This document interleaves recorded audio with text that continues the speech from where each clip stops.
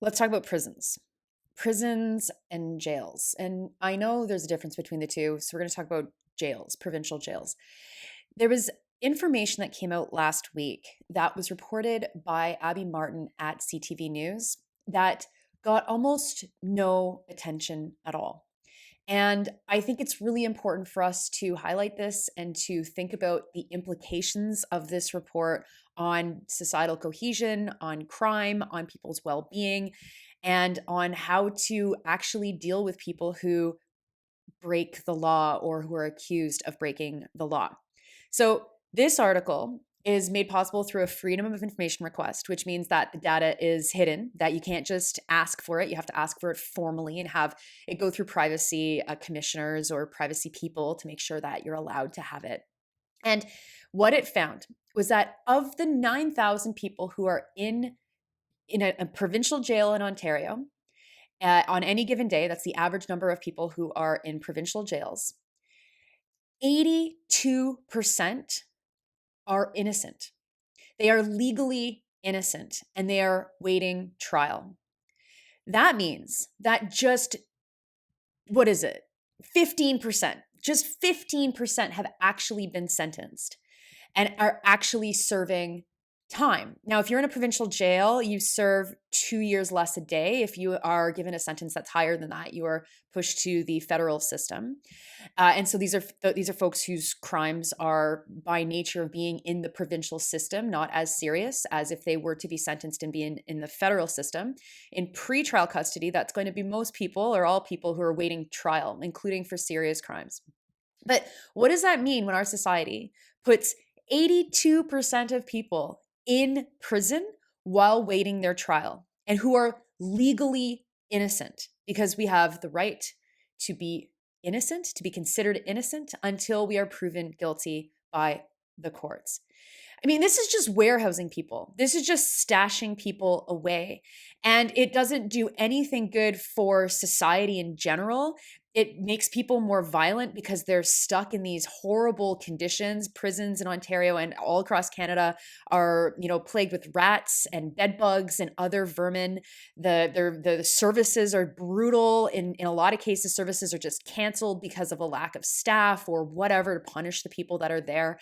And so there's very little recreation. There are very little programs. And you're sitting there, and under the law, you are considered innocent.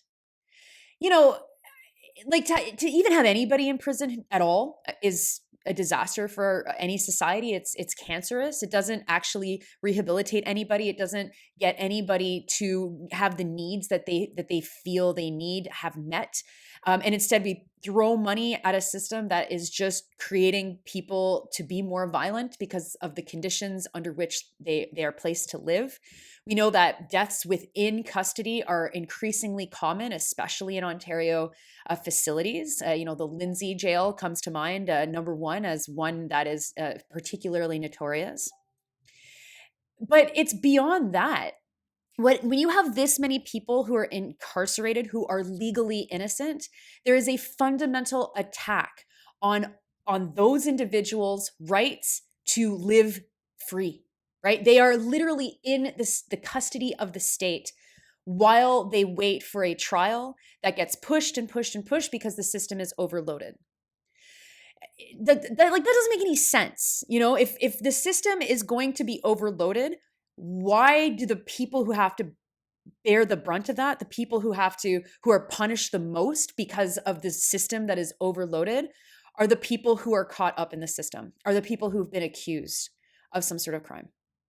This is all being discussed at the same time that the federal government has, and provincial governments too, all over Canada, have been talking about stricter bail conditions. And in Abby Martin's piece, this argument is made that because there's been a change in how people have to argue for their right to be released on bail, rather than the Crown arguing why the person is too risky to be released on bail, it's created the conditions where trials or hearings that used to last hours are now lasting a day or 2 days, where people who've been accused or people who've been convicted are now being cross-examined as if they're back on trial, which has never been the point of this.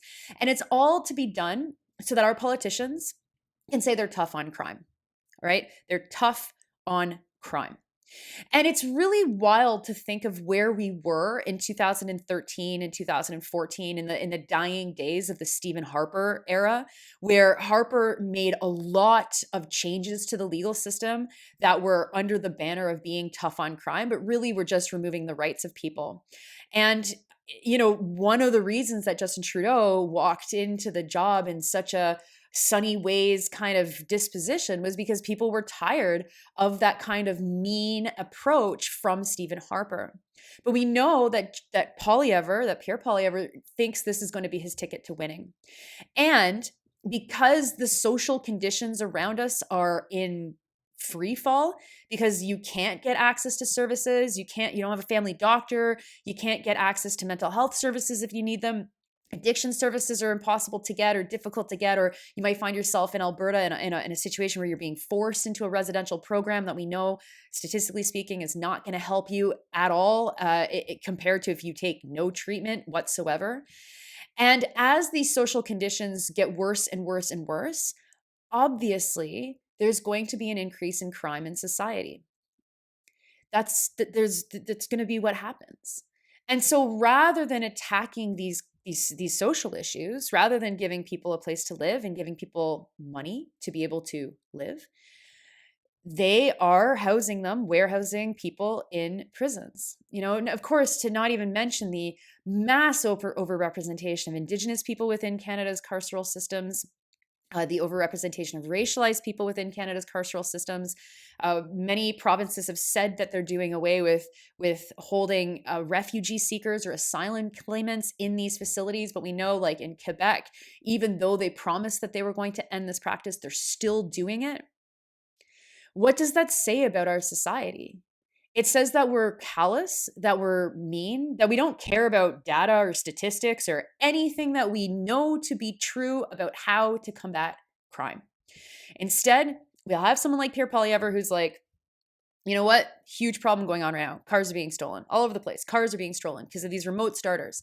It's not attacking the industry for making remote starters so easy to steal, to use to steal vehicles, not attacking the industry and insurance for basically making profit off of all of this, because the insurance industry is able to just, jack up their rates and allow people to, get a new car and pay through their insurance to cover the costs of that over the course of their insurance policy.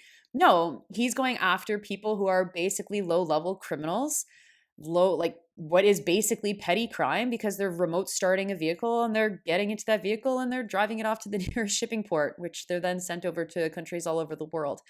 And I don't know if you saw this yesterday, but he just made this big announcement that if you steal 3 cars, you will serve 3 years in jail. That's not how any of this works. And Poilievre knows this.